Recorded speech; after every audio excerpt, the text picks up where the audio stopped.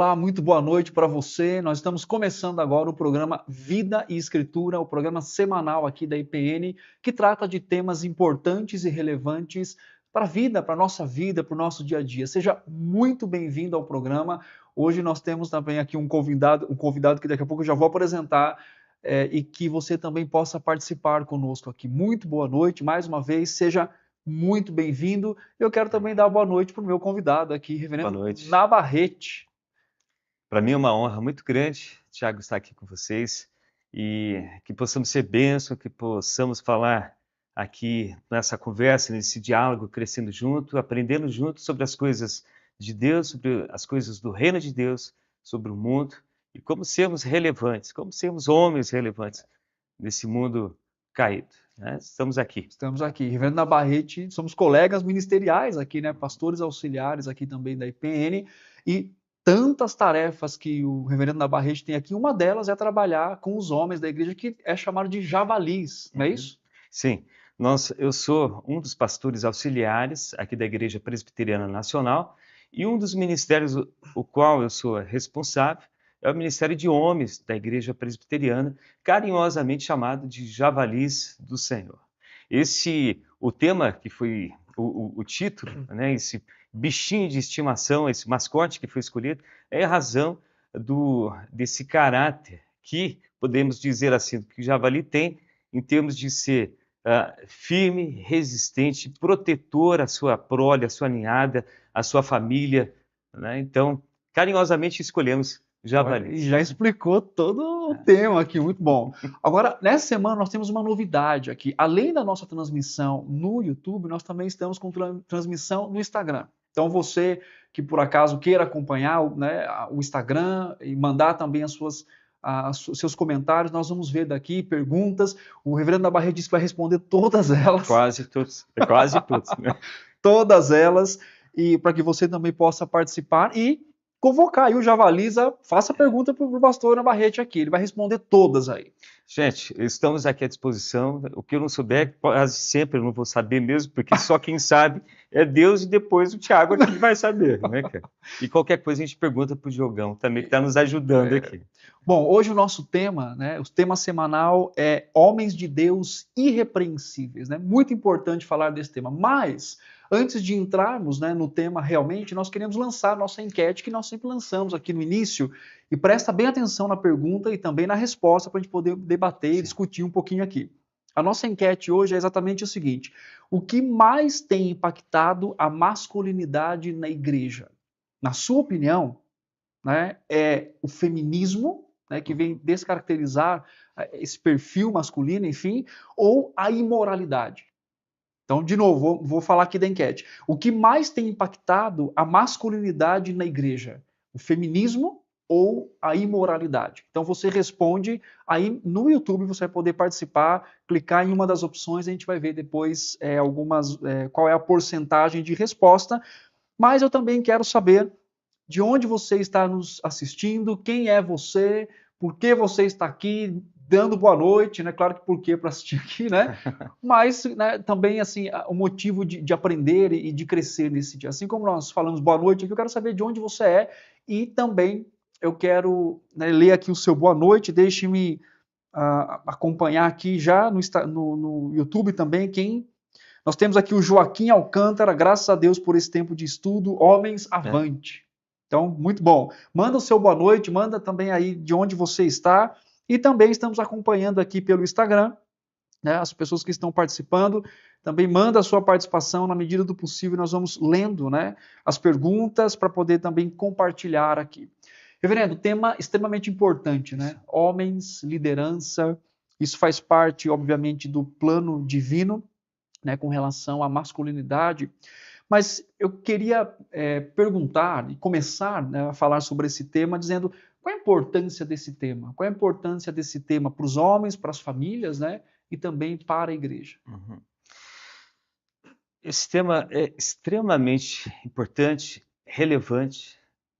Nós, durante essas 2 ou 3 semanas, o nosso Brasil foi impactado com algumas notícias, 3 que eu me lembro agora de 3 tragédias familiares de filhos adolescentes que, por não ouvirem e não saberem ouvir um não dos seus pais, assassinaram suas próprias famílias. Isso nos leva, Reverendo Tiago, a um tipo de reflexão. Como será a próxima geração? Isso me causa espanto, me causa espanto. E eu lembro daquele texto que Paulo escreve a 2 Timóteo, onde fala como seriam os homens nos finais do tempo. Homens caracterizados pela falta de amor pela sua própria família, homens caracterizados pela ganância, pela maldade. Isso nos espanta e nos leva a questionarmos como é que serão os homens, como serão os homens da próxima geração. Nós estamos passando também, Reverendo Tiago, por essa crise de liderança, por crise de modelos. Quais são os modelos que temos hoje no mundo, modelos e referenciais de homens? São os youtubers famosos. Nós podemos medir hoje os homens pela quantidade de seguidores que eles têm, ou pela quantidade de dinheiro que fazem, né, pelas suas glórias. Então, é extremamente relevante procurarmos um texto que nos sirva de base, que nos sirva de prova e de referencial ao mundo perdido hoje, de referencial de modelos de homens. Sim, e também isso que você colocou é tão importante, né? Essa perspectiva de olhar para a Escritura e ver também essa questão da masculinidade, né? Então, assim, é um tema relevante porque é um tema também bíblico, né? Sim. Então, assim, dentro do caos cultural que a gente vive, né, com essa perspectiva do que é ser homem, como viver, né, para a honra e para a glória do Senhor, também existe uma questão da função, né? Então, isso a gente vive realmente, claro que nem todo mundo, né, nem todos passam por isso, nem todos estão nesse contexto, né? Mas nós temos uma grande crise vivendo hoje, né? Assim, existindo hoje sobre aquilo que você falou, referência. Quem é a referência hoje? E é interessante, eu fiquei pensando aqui, né, nós falamos sobre o feminismo, né? Até colocamos ali, mas também o machismo ele é um problema, né? Então, assim, o que é o feminismo? A distorção, né, da feminilidade bíblica, que é o machismo, a distorção da masculinidade bíblica. E aí, às vezes, por exemplo, essa é a minha perspectiva, não sei qual tenha sido a sua, muitas vezes na ideia de querer trazer uma resposta para todo esse contexto, os homens acabam indo para um outro universo, que é o universo do que é ser um homem, né? Simplesmente ter comportamentos, ou então ter simplesmente uma característica externa. Né? Acho que tem isso também, né? Essa ideia. Infelizmente, nós temos experimentado e vivencializado esse tipo de padrão que o mundo tem tentado vender à nossa geração de homens. Tipo, homem é aquele que se preocupa com a sua vaidade, né? Então, a palavra hoje em dia é a estética. Eles lutam hoje, né, de controlar as suas gordurinhas, tem que ter o controle, não pode sobrar, manter o seu aparato muscular em dia, né? Nós temos também outros... Assim como eu. Assim como a nossa. Não sei, me coloquei como exemplo aqui, assim. Vamos pensar no perfil... Não somos modelos, nesse sentido, não somos modelos. Mas o que nós percebemos também, um outro tipo de vertente do homem que se prevalece pela sua força física. O tirano é aquele que, pelo seu gritar, né, pela impostação de voz. Nós temos também do outro lado, o lado oposto da tirania, é o lado da passividade completa. Estamos experimentando hoje, né, uma geração extremamente sensível. Sim. Uma geração que não sabe ouvir não, uma geração que não sabe experimentar conflitos na vida.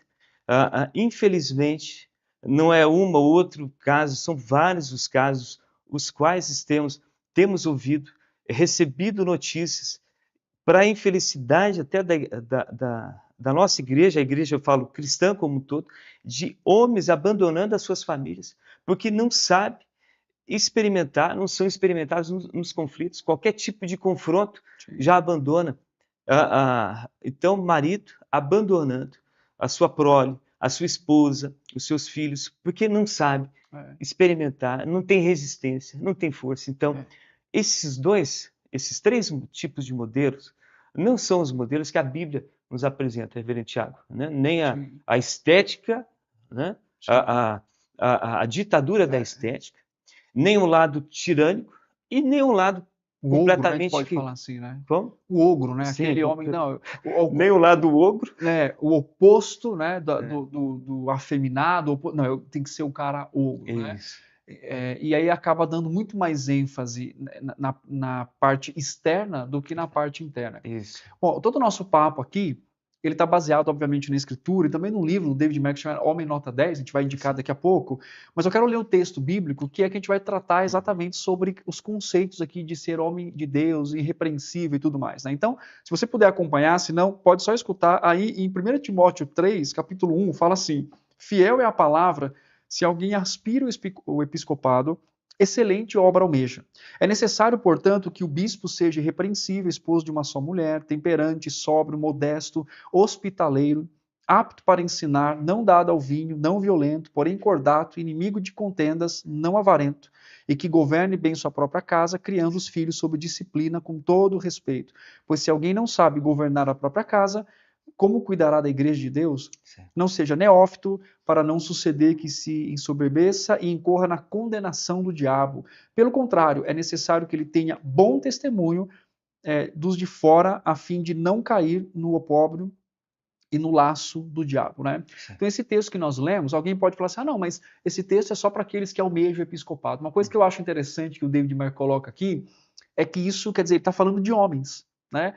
Porque você não escolhe o pastor no sentido assim, deixa eu escolher o pastor e depois eu vou ver as qualidades. Não, eu vejo a qualidade e isso são qualidades que também devem ser exemplificadas, não só para aquele que almeja o episcopado, porque quando você amplia na escritura, você vê que essas qualidades estão e devem estar em qualquer homem, né? E quando eu falo qualquer homem, seja ele, né, um presbítero ou não, né, seja ele alguém que vai exercer uma liderança ou não.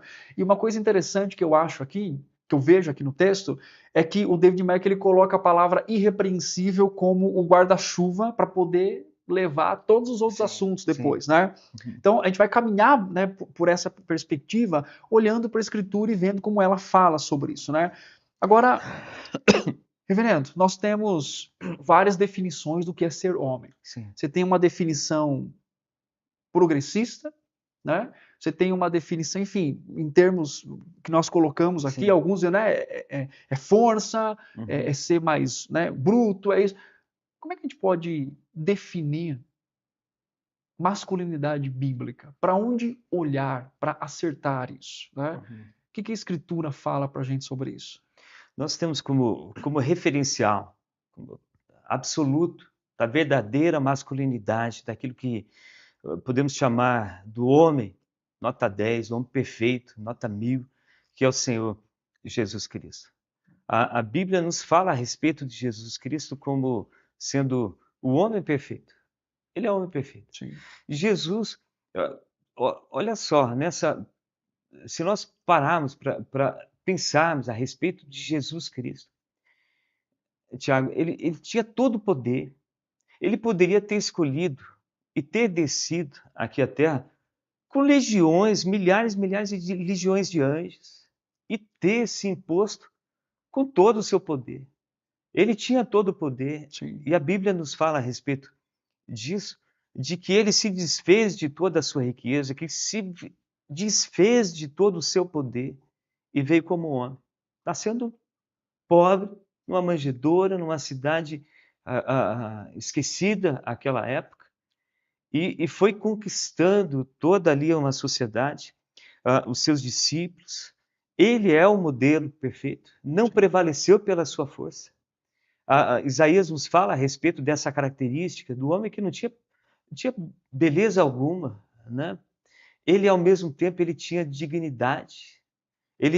Essa dignidade que ele imputava às mulheres, a dignidade que ele imputava aos miseráveis, aos marginalizados. Essa dignidade que ele tinha, ao mesmo tempo, com as crianças que vinham ali, ele abraçava as crianças, pegava ali no colo, conversava com as crianças. Isso não era normal para aquela época. e ao mesmo tempo era um homem firme de Jesus Cristo. Sim. Ele era firme porque quando vinha para conversar com os líderes religiosos, ele tratava com toda dureza, com toda firmeza, né? Ele é o modelo padrão, né? Jesus Cristo é o nosso modelo.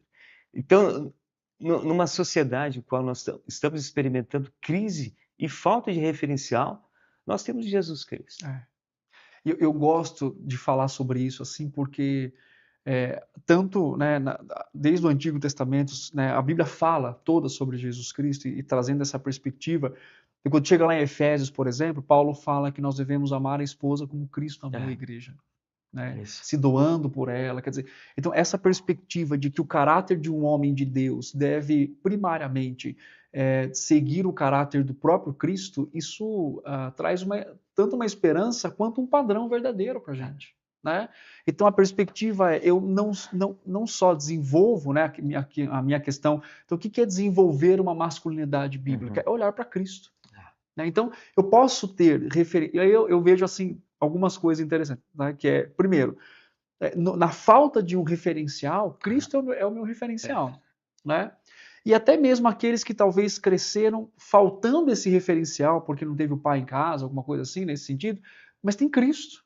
Então, Cristo é o modelo de como nós devemos. E para mim, isso equilibra e traz uma clareza sobre como que eu vou discipular o meu filho, 2 meninos, para serem homens de Deus, né? Ou para viverem, né, para a glória de Deus. E até para o nosso coração, né, para a nossa própria vida. Então, Cristo sendo esse modelo é o que o nosso coração vai buscando diariamente.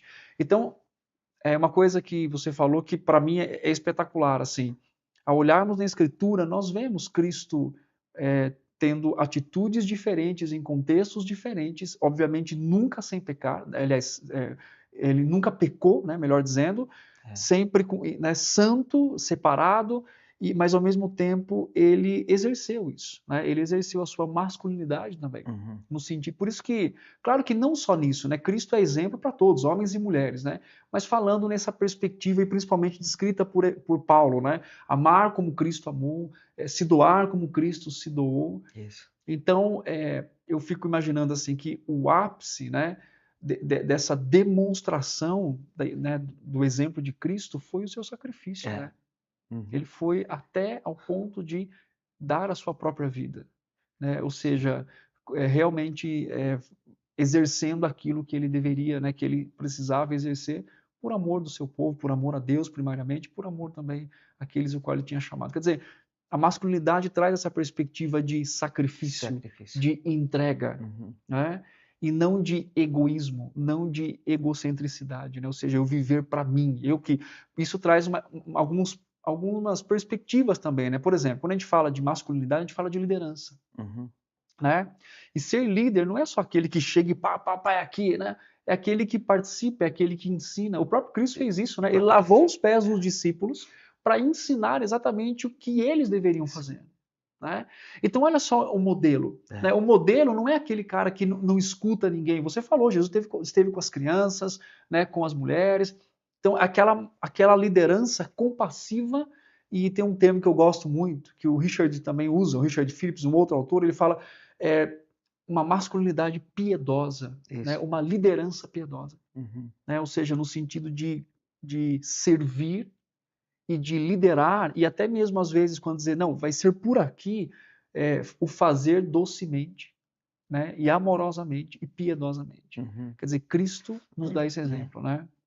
Que é um grande desafio a gente aprender. Né? É um grande desafio. desafio. Ainda mais no mundo tão agitado de hoje, Reverendo Tiago, isso aí, termos Cristo como referencial de vida, e não só dentro da igreja, mas no dia a dia, nas agendas diárias.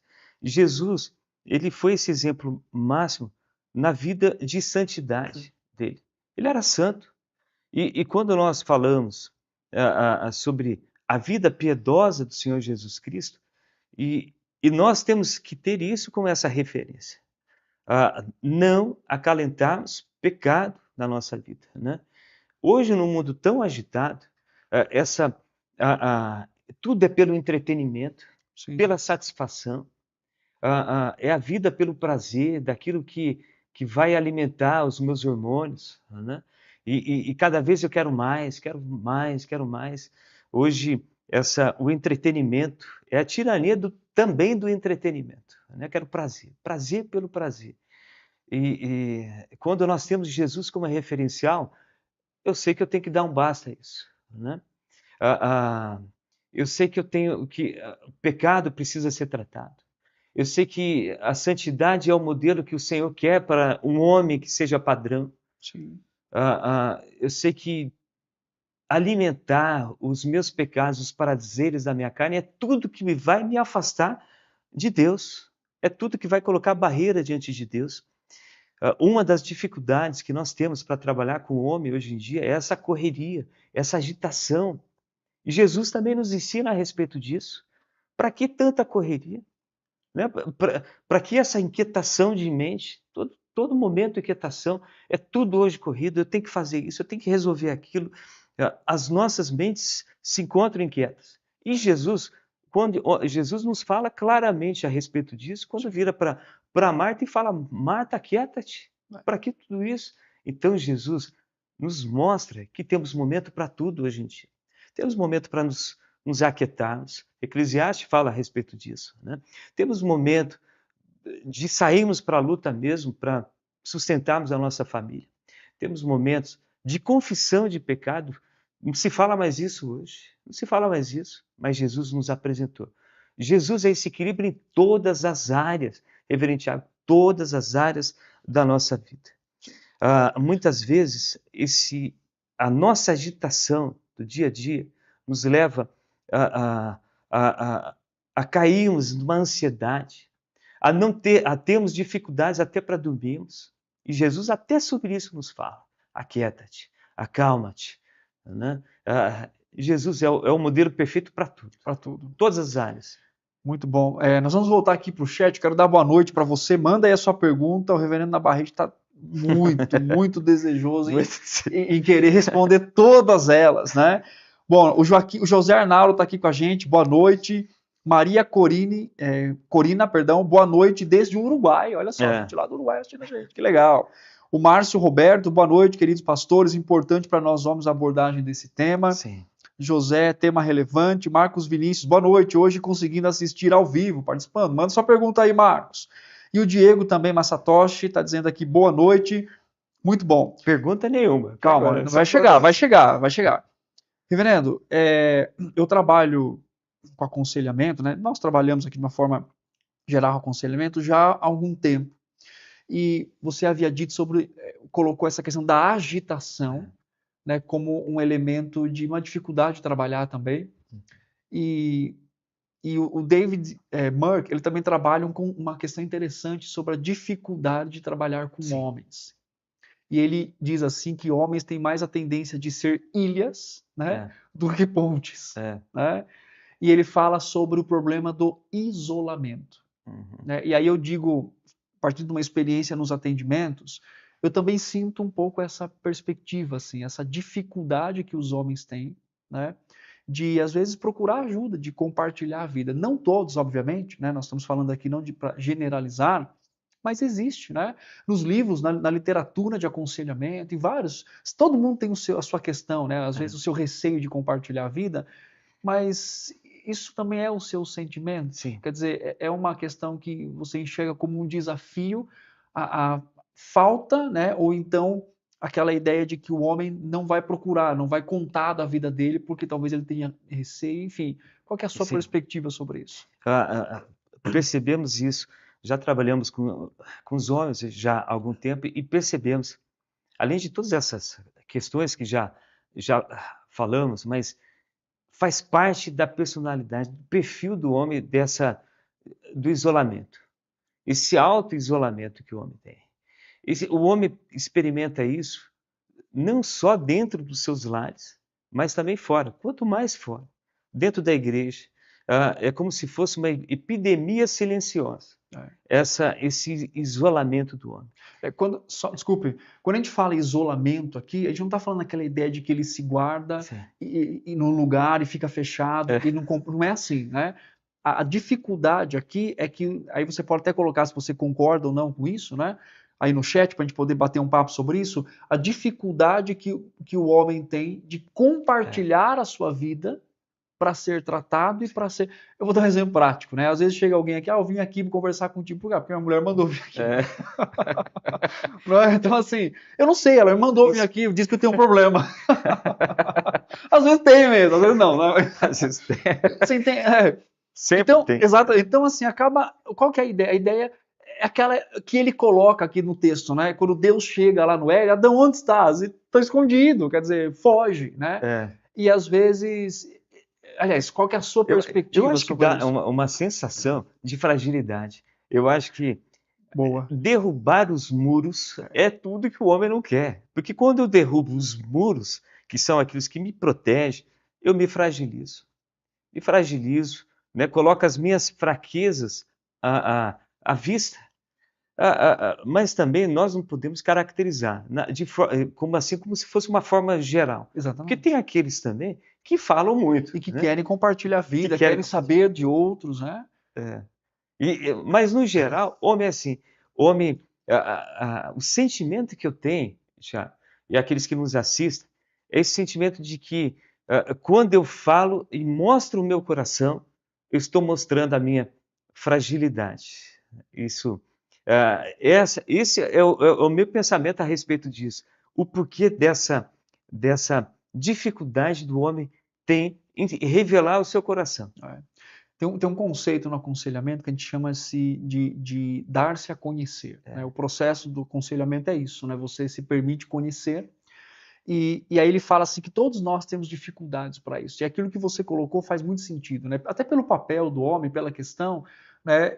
Às vezes ele tem dificuldade porque isso vai mexer em estruturas que ele sabe que ele tem que fazer, como liderança, né? Como provisão, como organizar. Então, assim, ao eu reconhecer que eu tenho um problema familiar, eu vou reconhecer, né? Assim, diretamente, talvez uma coisa em que eu deveria resolver como, né, como marido. Então, agora, isso, na verdade, se torna um auto-engano, né? Por que um auto-engano? Porque a vida cristã, seja para homem, seja para mulher, mas falando principalmente para homens aqui, não é para ser vivida sozinha. A perspectiva de vida cristã na Escritura é de mutualidade. Paulo fala, aconselhai-vos uns aos outros, amai uns aos outros, né? E você vê vários momentos assim, Paulo até compartilhando aquilo que há no seu próprio coração. Né? E é interessante porque no que isso acarreta, né, nesse sentido? Dentro do aconselhamento bíblico, né, e dentro dos atendimentos, deve ter visto isso também, há homens que estão presos em pecados há tanto tempo, como pornografia, por exemplo, né, e eles não procuram ajuda. Não procura. Só acaba procurando ajuda quando a mulher descobre, né, ou quando está tendo alguns outros problemas, e não só isso, né, questão com dinheiro, questão... Então a gente acaba percebendo que vários outros fatores também vão influenciando, né? Não é que a mulher seja completamente oposto, né? Não é isso. Mas o que o David Merck coloca, isso é realmente uma questão. É uma realidade. É uma realidade, né? E que se mostra no modo em que nós tratamos, né? Aconselhamos. Então eu acho que realmente existe esse elemento de vergonha, né? Tem. A vergonha de se dar a conhecer, a vergonha de permitir que outros, porque isso mexe com o ego também, né? Mexe com o ego. Nos faz lembrar agora de Adão, né? O que Adão fez quando caiu? Sim. Caiu em pecado, correu para se esconder, mas a riqueza do cristianismo, da cristandade, a riqueza das verdades bíblicas e da experiência cristã desenvolvida ao longo do tempo, vai nos lembrando e nos trazendo, a história cristã nos mostra a respeito disso, de instrumentos que podem nos ajudar, que podem ajudar os homens a quebrar esses muros. Você já citou que é a mutualidade cristã, que é essas séries de mandamentos, né, que a Bíblia nos apresenta. E é uma coisa interessante, né? Eu acho que quando a gente fala de amizade bíblica, a gente está falando de algo não só superficial, né? Então, as literaturas, a palavra de Deus fala que a amizade, né, é algo em que nós, o texto bíblico fala sobre afiamos um ao outro, né? Sim. E isso é interessante, porque às vezes você fala, às vezes eu pergunto, às vezes chega né, um irmão em Cristo que vai fazer aconselhamento, eu pergunto, porque eu sempre peço assim, ó, vai orar com alguém, né, para você orar junto, para alguém orar por você, com você. Quem pode, né? Eu falo, Não sei, não tem Uhum. ninguém. Então, assim, às vezes é aquele homem que come um churrasco junto, É. né, que fazem coisas junto, joga uma bola junto, né, e legal, isso tem que, né, mas quando chega naquela perspectiva de com quem eu compartilho a minha vida, É. né, com quem, para quem eu peço oração, para quem eu digo, olha, a fraqueza aqui no meu coração e como que você pode me aconselhar, né, em Uhum. Cristo Jesus. É, Às vezes falta isso, né? falta. Tiago, uma coisa que nós deveríamos, como homens, como os líderes, como pais que somos, né? Os irmãos que nos acompanham via internet, de pensarmos no que nós vamos deixar de legado na próxima geração, para os nossos filhos. Sim. Porque nós podemos reverter essa situação hoje, né? Sendo como referência aos nossos próprios filhos. Podemos, como pais, falarmos com os nossos próprios filhos e declararmos também as nossas fraquezas. Isso é sinal de hombridade. Mostrar que temos fraquezas, que somos pecadores e que precisamos confessar, nos arrepender toda vez que erramos. Quando nós mostramos aos nossos filhos que erramos e que não é subhumano errar, e que podemos errar, mas que temos Jesus como esse referencial, Sim. isso ajuda os nossos filhos a saber que eles também podem errar e que eles podem crescer e que não é dificuldade nenhuma de mostrar as suas fragilidades, que não é dificuldade alguma homem poder chorar, né? Homem pode chorar? Pode chorar. Jesus Jesus chorou. chorou. Ele não é o nosso referencial. Ele chorou em várias situações nas Escrituras, no, no, no, no, no luto, numa situação de Lázaro. luto. É. Quando ele viu a situação de Jerusalém, né? Foi Jerusalém, Jerusalém, né? Que quantas vezes Quis te juntar, né, como a galinha quis faz te com seus... ajudar. Exatamente. Ele chorou pela situação. Então, nós podemos ensinar e deixar esse legado aos nossos filhos de que homens, em hipótese nenhuma, quando o homem mostra, se abre, quando o homem é sincero, mostra as suas fragilidades, de forma nenhuma ele está se colocando como um homem frágil e fraco, né? Mas sim, é um homem forte. Porque o referencial é Senhor Jesus Cristo, né? Ok. E além, só citando aqui, você citou a respeito da mutualidade cristã, né?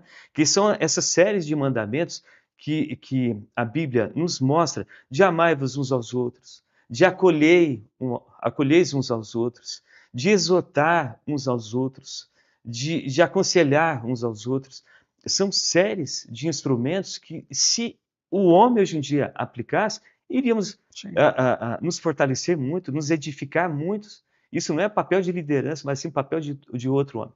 Um outro instrumento, Tiago, que nós temos também, é o discipulado, é o modelo que Jesus nos ensinou, de acompanhar, de apontar, de caminhar junto. O homem não caminha junto, o homem caminha geralmente sozinho. Deveríamos, como igreja, caminharmos juntos, né? Outro tipo também de instrumento que nós temos é o instrumento da revisão. A revisão é um instrumento da Idade Média. Fazer essa autorrevisão, esse autoconhecimento, essa autoconfrontação, né? As amizades. Nós agora, o grupo de homens, os javalis do Senhor, estivemos esse final de semana pescando juntos. É Que verdade. experiência maravilhosa podemos ali, no mesmo barco.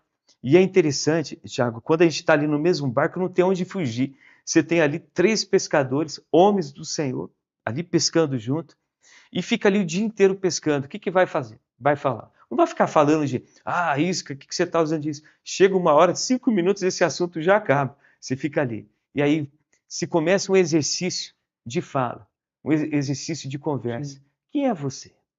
Quando você se casou? Como é que me fala a respeito da tua experiência de vida? E daí já é porta aberta. Muitas vezes, nós como pais, como homens, devemos provocar esses momentos. Provocar. Esses momentos de Ser conversa. intencional. Sermos intencionais. Né? Né? Ó, o Marcos Vinícius fez uma pergunta aqui. Marcos, deixa eu ver se eu entendi sua pergunta. Você coloca aí se é isso ou não. O Marcos colocou assim, pastor, Aham. qual é o impacto do movimento Red Pill na igreja? Conhece esse movimento? Não, não conheço, Então, não. eu vou te explicar, vamos ver. Podemos nos beneficiar dele em alguma medida?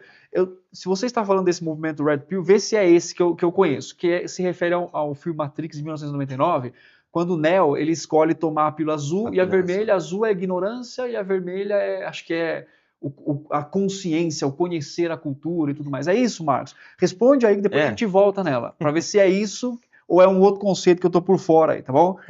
O Diego falou uma coisa interessante, ele colocou aqui, ó, o mais importante que vejo em reconhecer os erros é receber o perdão de Deus, como é bom saber que Deus é fiel para nos perdoar o pecado quando reconhecemos. Diego, a sua fala foi muito assertiva, assim, né? Assim, reconhecer é realmente isso, é compreender sobre o perdão de Deus na nossa vida e receber essa graça da parte do nosso Deus. Pensam demais. Sabe o que me faz lembrar? Agora, essa fala do Diego me faz lembrar de Davi. Então, Davi mostra como somos nós, né? Que erramos, e toda vez percebemos isso claramente no Salmo de Davi, essa transparência que ele tinha, de reconhecer os seus erros, e de não ter vergonha, e de saber que tinha um Deus que perdoava. Então, Davi, ele reconhecia, ele se arrependia, confessava os seus pecados. Chega ao ponto de Deus declarar, esse é um homem segundo o meu coração.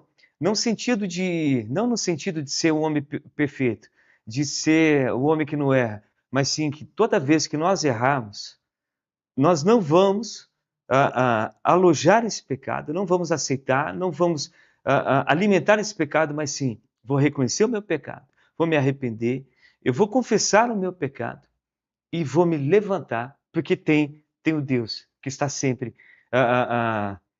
nos ensinando com esses erros e nos perdoando. Né? Reverendo, como é que a gente poderia, então, ter uma coisa que o David Murphy fala no livro dele, e eu acho muito interessante, quando às vezes a gente encontra alguém e fala assim, e aí, homem de Deus, né? Aí, normalmente a gente fala assim, não é normalmente, mas a gente pensa, tu tá falando com quem? É interessante. Né? Porque essa expressão é muito forte, né? Homem de Deus, homem de Deus. Às vezes a reação de quem escuta é, não, acho que eu não, né? Será que nós podemos ser considerados homens de Deus? O que é ser um homem de Deus segundo a Escritura? Sim. É muito interessante isso no capítulo 1, David Mack nos fala a respeito disso. Né? A primeira imagem que vem à nossa cabeça, se alguém chegar e perguntar, pense em alguém que seja um homem de Deus. Nos vem à cabeça aqui alguns pregadores. Já vem aqui Jonathan Edwards, já vem aqui o reverendo Hernandes Dias Lopes, Augusto Nicodemos, esses homens que nós temos aí como o padrão de um pregador. Esse é um homem de Deus. Só que é interessante que David Mack nos fala a respeito disso também. Deus está procurando homens que sejam dele, mas são homens invisíveis. Homens de Deus é aqueles que, não só na sua performance de púlpito, ou como estamos nós dois aqui conversando, eles estão vendo a característica externa nossa, o que nós estamos falando, mas ninguém está enxergando como é o pastor Navarrete em casa, como é o pastor Tiago no seu lar. Sim. Homem de Deus é aquele que transmite a sua característica, as características de Cristo. Sim. Mas no seu dia a dia, na segunda-feira no trabalho, no seu lar, quando você está lá ensinando o seu filho na escola, numa lição, ou naquela pressa de uma urgência que você tem que fazer determinada coisa, aí chega o teu filho, pai, me ensina isso, aí num rompante de ira, é aquele momento no qual eu tenho que me conter, ou quando se eu me romper em ira, Senhor, errei, meu filho, me perdoe. Homem de Deus vai se caracterizar nesses momentos da luta do dia a dia, nos embates do dia a dia, no meu trabalho, como eu olho para uma mulher, como eu olho para uma irmã da igreja, uma colega de trabalho, a minha linguagem, como ela se manifesta. Sim. Ela tem um padrão bíblico, ela tem um padrão de ético, moral, no mínimo razoável ou compatível com a Bíblia, ou eu tenho palavras obscenas, né? E escapo, como eu me omito em situações a quais eu deveria me manifestar como servo do Senhor. Então, homem de Deus é esse que vai buscar na sua luta diária ser o padrão de Cristo. Como Deus agiria no meu lugar, como Cristo agiria no meu lugar, mas sem entrarmos no lado comportamental, não apenas mudança. Exatamente. E eu acho interessante que o David Moore coloca, ele fala assim, no Antigo Testamento, normalmente o homem de Deus, que inclusive é falado de Elias e tudo mais, é Sim. aquele que portava, era mediador da palavra de Deus, né? Sim. Aquele e ele fala que no Novo Testamento, só 2 vezes ocorre nas epístolas paulinas, se referindo, né, àqueles que têm características do Senhor, o caráter de Cristo no seu dia a dia. Sim. Então, não deveria causar estranheza em nós o fato de sermos chamados de homem de Deus, né? Sim. E se causa não só estranheza, mas causa uma preocupação, então cabe uma avaliação no coração. Sim. É interessante porque Deus nos chamou para ser esses homens de Deus, né? Homens que o representam no sentido da vocação, né? De honrar a Cristo, de manifestar as qualidades, né, do próprio Cristo. Isso é interessante, né? Porque aquilo que você falou faz todo sentido, assim. Às vezes a gente acha, quem é o homem de Deus? O que prega, aquele que está em evidência, né? Mas uma coisa que o David Moore coloca é a visibilidade né, o que vai mostrar um homem de Deus é no seu dia a dia, no seu lar. Não é só aquele que prega, que está no púlpito, aquele que faz alguma coisa proeminente, mas aquele que no dia a dia ama, cuida da sua família, zela por ela, cuida do seu coração, ama Cristo em qualquer situação, né? Honra o Senhor, seja no trabalho, foge de piadas obscenas. Né? Ele não está ali para isso. Né? Ele tem um padrão que vem de Cristo. Esse é o homem de Deus. Esse é o homem de Deus. Paul Tripp nos fala a respeito disso naquele livro Como Nós Mudamos. Ele nos fala de alguns tipos de cegueira que nós cristãos temos. E uma das cegueiras que nós temos e aí essa deveria ser uma oração constante nossa, temos essa convicção, Tiago, de Cristo que habita em nós, os filhos de Deus, do Espírito Santo que habita em nós. Se nós tivéssemos essa convicção de Cristo em nós, do habitar de Cristo em nós, já para começar daí já evitaríamos muitas situações, né? Nós não precisamos nos firmar apenas em conjunto de regras. Você é um homem de Deus, eu preciso estabelecer regras, cumprir essas regras, né? Mas tem que ser uma mudança que venha do coração. Piedade, do coração. O homem piedoso. O homem piedoso. Saber que eu tenho que prestar contas a Deus, não só da forma como eu falo, mas o meu comportamento, o jeito que eu falo, o jeito que eu olho, as minhas palavras, o que eu escuto, o que eu ouço. E Tiago, trazendo isso para o nosso dia a dia, eu me lembro do seguinte: nós homens temos sempre essa preocupação de cuidarmos do nosso automóvel. Trazer aqui, por exemplo, o prático do dia a dia. Nós nos preocupamos com a revisão do carro. Então nós levamos o nosso automóvel e vamos fazer uma avaliação, levamos para a concessionária, vai fazer ali uma revisão, sistema de freio, sistema elétrico, da parte, toda a parte mecânica do carro, da parte da lubrificação. Nós deveríamos fazer a mesma coisa com a nossa vida, com o nosso coração. Revisão do nosso coração. Você já ouviu falar a respeito disso? Da mesma forma como nós tratamos o carro, nós deveríamos tratar também o nosso coração. Chama a ideia de uma autoavaliação, né? A partir do Senhor, da sua palavra, eu avalio meu coração e vejo aquilo que precisa ser mudado. Reverendo, nós estamos falando aqui que é o central, o homem de Deus, falamos rapidamente sobre ser um homem de Deus, e o que é ser irrepreensível? Eu posso entender que eu nunca vou pecar, que eu tenho que é ser irrepreensível, segundo o apóstolo Paulo nos ensina? Isso faz nos lembrar daquela instrução que Paulo dá a Tiago, a Timóteo e Tito. Né?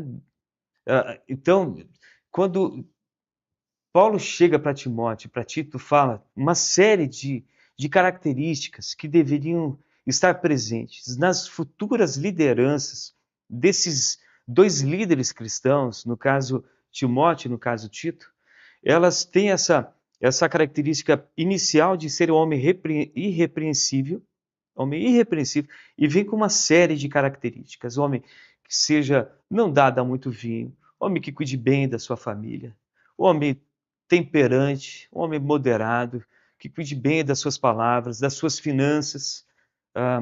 Homem irrepreensível de forma nenhuma deve dar a conotação de que seja um homem que não erra em momento nenhum. O único modelo é Jesus, que nunca errou, nunca errou. Ele foi sempre santo e piedoso. Mas o homem irrepreensível, para nós cristãos, é aquele homem que sabe que durante a sua caminhada cristã, ele está sendo moldado conforme a imagem de Cristo através do Espírito Santo. Então, é essa ação que durante a minha caminhada cristã, eu vou sendo moldado dia após dia, segundo a imagem de Cristo. Então, não significa que no ato da minha conversão eu deixei de errar. Não, de forma nenhuma. Mas sim, que durante a minha caminhada, se eu errar, o meu estilo de vida, o homem de Deus tem que ter esse estilo de vida, de arrependimento constante, diário, de não acalentar pecado, não guardar pecado, resolver, não deixar brecha, de forma nenhuma, para que ninguém o acuse, para que o inimigo não acuse, para que não dê motivo para nenhum inimigo o acusar. Sim. Mas sempre tem esse estilo de fé, de arrependimento diário, confissão diária e de fé. Fé nas promessas do Senhor. Errar, vamos errar sempre, Tiago. Vamos errar. Mas o homem de Deus é aquele que sabe que em Cristo Jesus os seus pecados foram perdoados.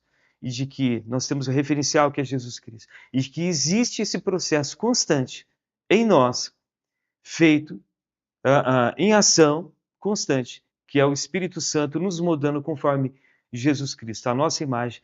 E à medida que o tempo vai passando, cada dia mais, deveria ser assim, a vida cristã nossa, cada vez mais. Eu hoje, mais parecido com Jesus Cristo do que eu fui ontem, do que eu fui semana passada, do que eu fui no dia do ato da minha conversão, né? Esse deveria ser o padrão. Errei, me arrependo, confesso, não é a graça barata, ou a hipergraça, que é um tipo de heresia que temos experimentado e tem invadido principalmente novas gerações de crentes, que falam, no final, Cristo vai perdoar, Deus vai perdoar tudo. Não é dessa forma. O homem de Deus é aquele, errou, me arrependo, confesso. E vou caminhando. Vou caminhando.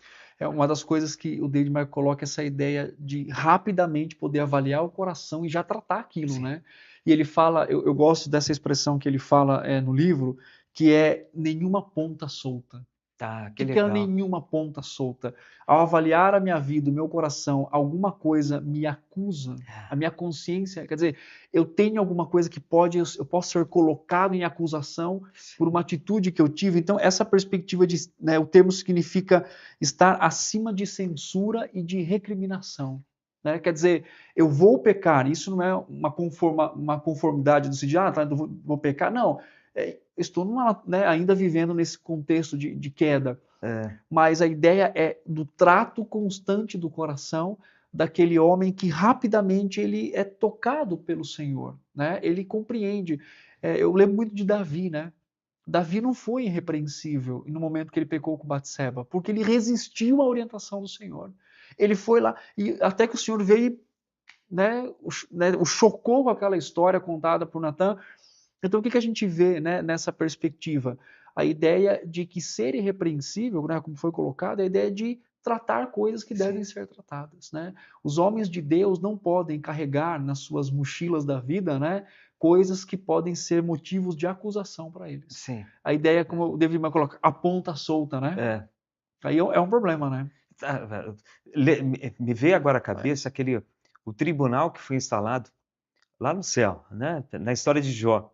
Lembra que o acusador, né, chegou diante de Deus, o diabo, para acusar a Jó. Né? O homem de Deus é aquele que não vai deixar essa brecha. Não deixa a brecha. Eu não vou dar motivo para acusar. Né? Não vou abrir brecha. Vou resolver a minha situação. E à medida, nessa caminhada cristã, os aconselhamentos que nós temos feito com homens, nós percebemos o seguinte, que à medida que o pecado vai sendo ocultado, vai sendo arrastado debaixo do tapete, vai trazendo isso, percebemos isso, um tipo de esfriamento espiritual. Percebe-se claramente o esfriamento.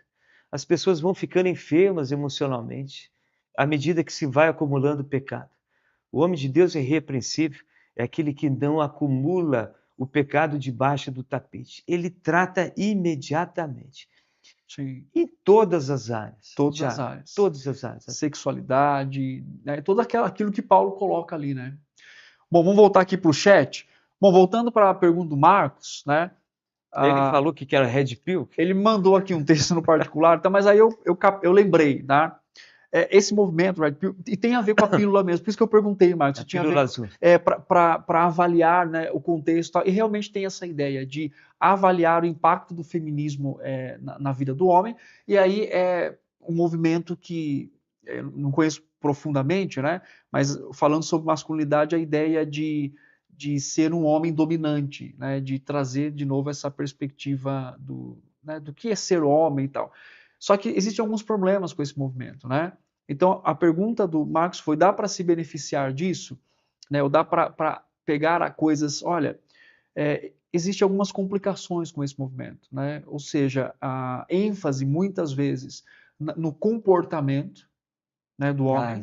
Ou seja, no comportamento, né, não vou dizer... assim, de imposição, né? E esse comportamento de imposição não tem a ver com firmeza, simplesmente, mas tem a ver muitas vezes com problemas de realmente subjugar, né? Essa ideia, né, de ser... Então, assim, Marcos, eu tenho um pouco de dificuldade com isso, né? Olhando para as escrituras, né, eu entendo que isso é uma... Lembra que nós falamos no início da resposta que nós podemos dar? Né? A resposta para o excessivo do machismo, né? Talvez trazer uma questão de feminismo, né? E o oposto também pode acontecer. Então eu vejo que é uma filosofia que responde em oposição, né, ao feminismo, mas que foi para um lado completamente assim equivocado. E perceba que isso é só uma abordagem comportamental. Comportamental. Né? A Bíblia vai muito mais profundo do que uma simples reação contrária ao feminismo que começa a penetrar dentro nas igrejas, né? No pensamento. Precisamos tomar cuidado para que não seja uma reação completamente contrária a ponto de fazermos invocar toda a masculinidade ogra que falamos no começo. Né? E existem, Marcos, depois eu vou achar o nome do livro, inclusive foi traduzido para o português, graças a Deus, falando sobre esse movimento Red Pill. Uma escritora nos Estados Unidos, uma irmã em Cristo, escreveu falando dos problemas que essa abordagem tem, né? Por exemplo, existe uma perspectiva, para mim, a questão também, uma delas, é a perspectiva ontológica. Em que sentido? Por que eu estou falando de perspectiva ontológica? Quando a gente fala de ser, nesse movimento do Red Pill, o homem ele é superior à mulher. Né? Aí tem a questão da força, várias outras coisas lá, né? A gente não vai entrar aqui. Mas então qual que é o problema? Eu acho que não é um resgate, Marcos, de uma cosmovisão cristã sobre masculinidade. Mas é uma resposta extrema, né, a um problema também que existe como feminismo, e que isso acabou, então, indo para um lado completamente oposto daquilo que a Escritura fala, sobre amabilidade, sobre paciência, né, sobre não só a força, mas a piedade. Né? E que, biblicamente, Paulo fala que nós não somos ontologicamente diferentes. Existe um conceito na teologia que a gente chama de ontologia, que tem a ver com ser, e nós temos um outro termo que a gente usa na teologia que é econômica, né? Ou a ideia de economia. Quando a gente fala de economia, nós estamos falando de vocação. Né? Então, quando eu falo da Trindade, mesmo nós sabemos que um só, ontologicamente, tem o mesmo ser, né? O Pai, Filho e Espírito Santo, mas eles têm, vamos chamar aqui de vocação. Aliás, quem morreu na cruz foi o Filho, né? Foi o Deus Filho. Então, quando se volta para a perspectiva também da criação, ontologicamente nós somos iguais, né? Homens e mulheres, mas vocacionalmente somos diferentes. Isso. E aí Paulo ele deixa muito claro isso quando antes de falar sobre vocação masculina e feminina em Efésios capítulo 5, ele fala o quê? Sujeitai-vos, pois, uns aos outros. E ao Senhor. Então, Marcos, existe para mim alguns problemas que a gente poderia até ter um programa só sobre isso, né?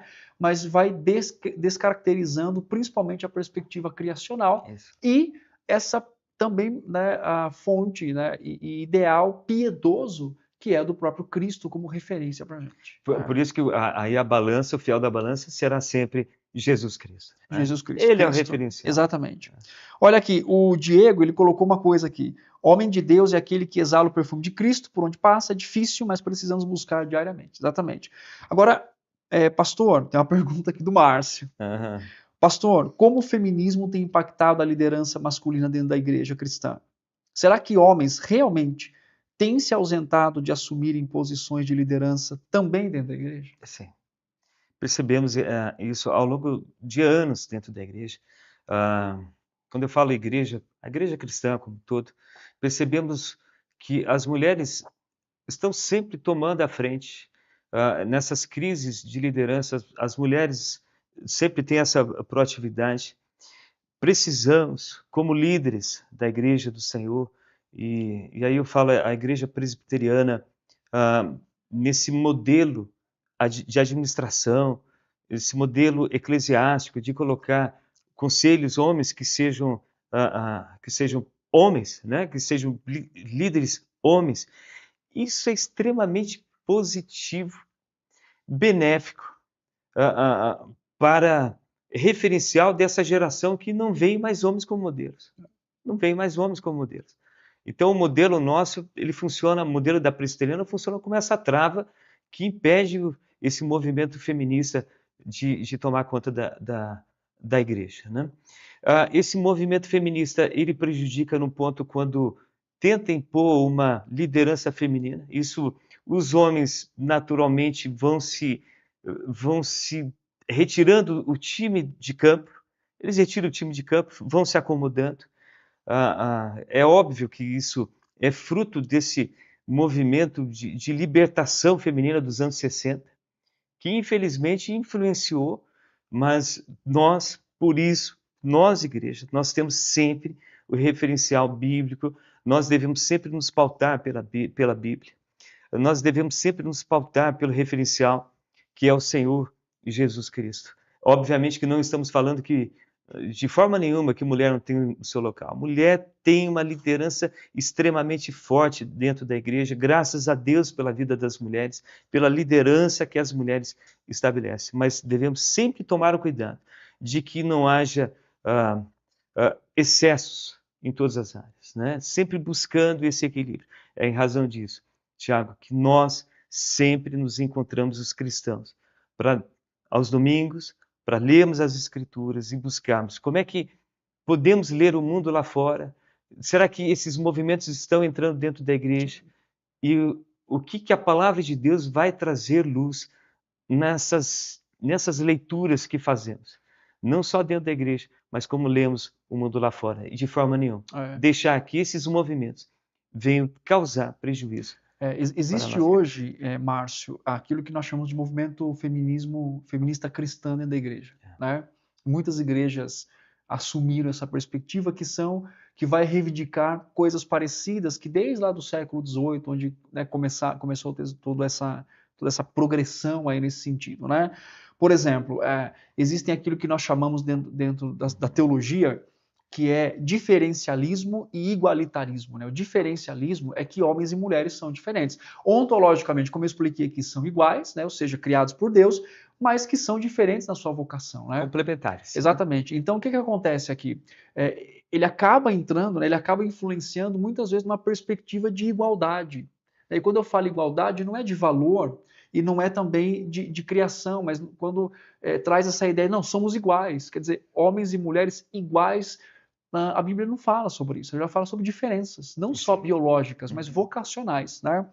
Um outro aspecto também é que isso vai desenvolvendo, né, posteriormente, que existe hoje uma teologia feminista nesse sentido. Então, Márcio, infelizmente isso tem impactado né? Tem impactado de várias formas, assim. E é interessante que é uma perspectiva, quando a gente vai para Gênesis, né, Deus fala assim, você vai, né, o seu marido, você vai querer dominar, Isso. aliás, o seu desejo será contra o seu marido, É. e ele vai te dominar. Quando ele fala isso, quando Deus fala isso, o que ele está dizendo? O marido, que deveria ter uma liderança amorosa, agora ele pode agir com domínio. Aí, Marcos, respondendo também a sua pergunta, Uhum. ele vai dominar, mas não num sentido piedoso. E aí ele fala assim: o desejo do seu marido será, né, o seu desejo será contra, quer dizer, ela vai querer assumir esse O papel. fruto da rebeldia, a consequência Exatamente. da rebeldia. E aí, nesse impacto que pode trazer para a igreja, isso também pode chegar no sentido, né, da liderança, de não ter tantas lideranças. Assim. Isso. E isso começa, Márcio, nas famílias. Sim. Porque Na quando família. você não há um líder em casa, não há, né, aquele que lidera a sua família, isso vai impactando na igreja, porque ele também, veja bem, Paulo, quando ele fala assim, vamos ver homens irrepreensíveis, para onde nós olhamos? Para a família. Então, Márcio, a sua pergunta me leva a pensar num outro aspecto. A igreja sofre porque as famílias estão disfuncionais. Sim. As famílias estão disfuncionais. Mesmo a igreja ensinando, que é o papel, né, a palavra de Deus, cabe em que cada homem de Deus, ensine suas famílias. E pense, né, eduquem, discipulem os seus filhos para que eles também sejam líderes. Uhum. Né? Então hoje nós temos uma dificuldade de liderança na igreja. Isso. Uma dificuldade. E às vezes aquele homem também que aceita liderar, mas ele não sabe o que é liderar. Né? E isso vai em vários aspectos, né? Principalmente na família. Então, para mim, reverendo, eu entendo que é uma crise familiar que impacta a igreja. Sim. Né? Que impacta essa relação entre encontrar bons líderes. Claro que nós sabemos que quem levanta líderes é o Senhor. Uhum. A gente sabe disso, né? Mas nós estamos falando aqui de realidade atual. Né? Então, existem o trabalho das mulheres, que é uma bênção, né? Isso obviamente não é descartado. A gente está falando do trabalho em si, a gente está falando, começando na família, né? Às vezes o homem se exime da liderança familiar. E é interessante que tem um autor que ele fala assim, isso é mais fácil. Né? Imagina, né? Por quê? O feminismo é mais fácil, porque o feminismo trouxe o que uma das coisas? O corpo é meu, eu mando na minha vida, eu não preciso de você, eu sou independente. É tudo que o homem quer. Eu quero ter, né, a relação com uma mulher sem ter responsabilidades. Sim. Concorda comigo? É claro. Então a ideia assim, é o melhor do mundo. Né? E às vezes isso não é claro para a gente. Né? Daquele homem que, não, mas ele precisa pastorear. O melhor do mundo para um pecador. Exatamente, exatamente. Uma visão pecaminosa. Né? Pecaminosa. Então veja bem, como o líder da minha casa, como, né, homem do lar, né, se a minha esposa fizer tudo lá, para mim é mais fácil. Uhum. Né? Então, o homem ele pode ir para essa vertente de não assumir a responsabilidade por pecado, por preguiça, né, junto com aquilo, né, com aquele avanço das mulheres no sentido de tomar e de não entender esse papel também delas, já vai vai falar sobre isso aqui, e que isso vai causando danos, principalmente para a família. Principalmente. Né? E uma das consequências que tem disso, você vê esse avanço da mulher, né? Não, eu resolvo, eu protejo, eu alimento, eu não dependo do homem, só que não fica sem o homem. Né? Quer casar, aí casa com o homem se acomoda, naturalmente vai se acomodar, e depois já vem a segunda crise. Qual é a segunda crise? Eu tenho uma criança dentro de casa. Né? Exatamente. É a reclamação da mulher. Eu não tenho um homem, cadê o homem que vai me proteger? Tanto que hoje a gente fala assim, né? Vamos falar assim, biologicamente é uma coisa, enfim, né? Sim. E na verdade não tem. Se fala assim hoje, as mulheres, não, as meninas normalmente amadurecem mais rápido que os meninos. Para mim isso é um problema. Uhum. Né? Por que é um problema? Onde há a falha? Por que o menino não pode amadurecer? Entende? Será que a menina não tem mais influência da mãe, né, no sentido de maturidade e tudo mais, e o pai não pega o braço para o filho? Vamos lá que eu vou te apresentar a vida. Né? Liderança. Será que a falta seria essa? Exatamente. Né? Será que essa não é a questão? É algo para ser investigado. E hoje nós temos, por exemplo, a ONU acabou, né, ela declarou que adolescência vai até 24 anos. Então já aumentou o limiar. Exatamente. Então qual que é o problema disso? Né? Reverendo, a gente falou demais. Então vamos né? Bom, uma última pergunta para a gente poder encerrar. Como obter esperança em Cristo, né? Porque nós falamos aqui sobre ideais. E talvez você, homens, né? A gente olhe para esse ideal e pensa assim, tô muito fora. Sim. Tô falhando, né? Mas aí então, como que o homem perfeito, né? O Senhor perfeito, né? Cristo Jesus, o nosso Redentor, como que um homem pode obter esperança em Cristo para cumprir o seu papel que Deus deu a ele? Uhum. Nós temos que ter na nossa mente essa consciência de que o Senhor deixou o Espírito Santo a nós. Tudo aquilo que nós precisávamos já nos foi concedido, que é a graça do Senhor. Nós temos Cristo habitando em nós. Quando nós sabemos a quem e aonde recorrer, isso já nos facilita o caminho. Quando a igreja é muito privilegiada nesse sentido, nós temos a fonte certa aonde buscar, nós temos um modelo referencial, que é Cristo, o modelo de homem perfeito, e quando nós fazemos essa comparação com aqueles que não têm Cristo como Senhor da sua vida, eles não têm referencial de vida. Sim. É a modernidade líquida, né? Tudo é frágil, aonde eu vou buscar esse referencial de modelo de padrão? Então, qual é a graça? Qual é a esperança? A esperança está em Cristo. Sim. A esperança está no Espírito Santo. O que nós temos já nos foi concedido. O que nós precisamos já nos foi concedido em Cristo Jesus. Nós temos disponível isso, né? E aí a pergunta, acho que mais fundamental, você falou a respeito de famílias disfuncionais. Sim. Só temos famílias disfuncionais porque precisamos cuidar das nossas raízes, do nosso coração. Quais são as fontes que nós temos nos alimentado, né? Isso nos traz aquela parábola da figueira, da videira que Jesus nos apresentou. A única esperança de nós conseguirmos nos alinharmos, acalmarmos, nos equilibrarmos, termos a fonte segura, é a videira verdadeira, que é o Senhor Jesus Cristo. Se não ficarmos firmes na videira verdadeira, que é Cristo, tendo Ele como fonte de sabedoria eterna, tendo Ele como referencial, vamos nos abalar. Vamos abalar. Então, a nossa única esperança, Reverendo Tiago, aqueles que nos assistem, é nos firmarmos na videira verdadeira. Então, precisamos nos esquecer das vozes lá de fora e nos firmarmos na voz do Senhor Jesus Cristo. Precisamos de homens pastores, né? Homens pastores do seu lar. E aí isso vai impactar a igreja, vai impactar a sociedade. Amém.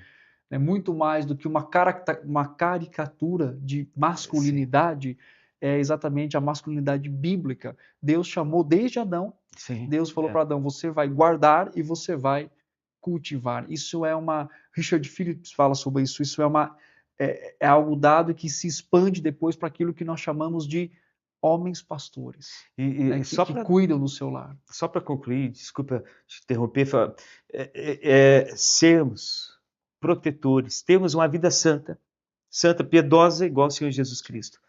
Homens que cuidam do seu lar são homens protetores, que protegem. Biologicamente, aí só vou entrar nessa questão. Nós, biologicamente, somos mais fortes que a mulher. Para quê?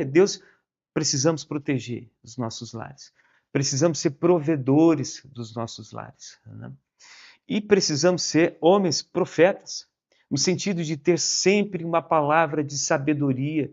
Não a sabedoria lá de fora, mas a sabedoria bíblica.